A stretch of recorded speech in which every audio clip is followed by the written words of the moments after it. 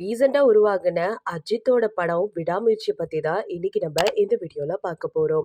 விடாமுயற்சி படத்த மகிழ் திருமேனி அவர்கள் தான் இயக்கியிருக்காரு. அது மட்டும் இல்லாம இந்த படத்துக்கு ரசிகர்களுக்கு மத்தியில பெரிய வரவேற்பு இப்பயும் இருந்துட்டு தான் இருக்கு.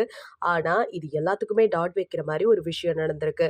அதாவது இந்த படம் வந்து பிரேக் டவுன் அப்படிங்கிற படத்த அப்படியே காப்பி பண்ணியிருக்காங்க அப்படின்னு சொல்லிட்டு, அந்த பிரேக் டவுன் படத்தோட டீம் வந்து கம்ப்ளைண்ட் பண்ணி ஒரு நோட்டீஸ் ஒண்ணு அனுப்பியிருக்காங்க.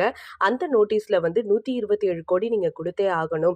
எப்படி நீங்க எங்கள கேட்காம எங்க படத்தோட கதைய யூஸ் பண்ணீங்க? இது காப்பிரைட்ஸ் இஷ்யூ இல்லையா? அப்படிங்கிற மாரி நெறைய கேள்விகள கேட்டிருக்காங்க. ஸோ இதனால விடாமுயற்சி படத்துக்கு நஷ்டம் ஏற்பட்டிருக்கு அப்படிங்கிற செய்தி தான் இப்ப சோசியல் மீடியால பயங்கரமா கசிய ஆரம்பிச்சிருக்கு. ஸோ நீங்க இத பத்தி என்ன நெனைக்கிறீங்க?